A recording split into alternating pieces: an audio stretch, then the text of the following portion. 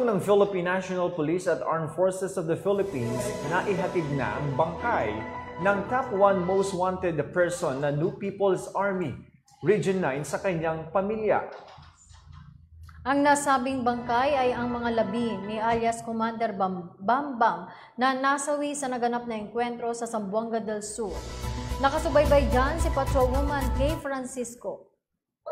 Alas 12:50 ng hapon, sa pangunguna ni Colonel Terence Ilanan, 53rd Infantry Battalion Commander at Police Major Glenn East Puliescas, Chief ng Dumingag Municipal Police Station, itinurn over sa Air Force Chopper sa Guestan, Dumingag, Zamboanga del Sur ang bangkay ng top 1 most wanted person ng New People's Army na kilala sa alias na si Commander Bambam, na namatay sa engkwentro sa nakalipas na araw ng AFP 53rd Infantry Battalion at ng NPA na nirespondihan ng ZSPPO Scene of the Crime Operatives para sa pag-recover at pagsasaayos ng kaniyang bangkay. Number 1, top most wanted person with regards to the CPP NPA organization.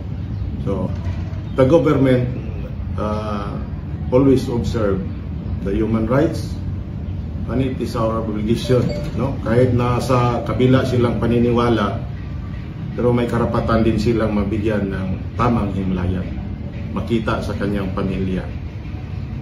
So Agusan del Sur and Zamboanga del Sur is very far distance, no? So it takes 18 hours to travel by land.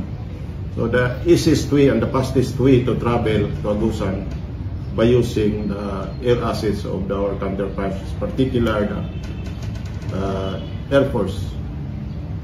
Dagdag pa ni Police Major Glenn East Puliescas, isang malaking tagumpay sa government forces ang naturang pagka-neutralize ng isang high-profile NPA.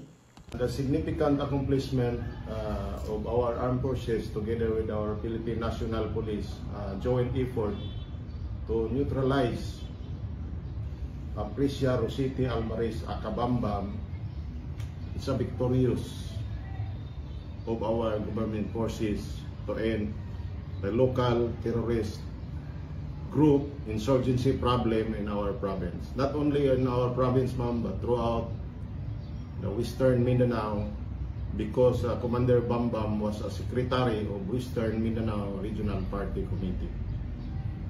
Ito ay alinsunod sa economic agenda ng gobyerno na itaguyod ang kaayusan at kaligtasan ng publiko, kapayapaan at seguridad. Mula dito sa lungsod ng Dumingag, ako ang iyong PNN correspondent, Patrolwoman Kay Francisco, alagad ng batas, tagataguyod ng Balitang Pulis.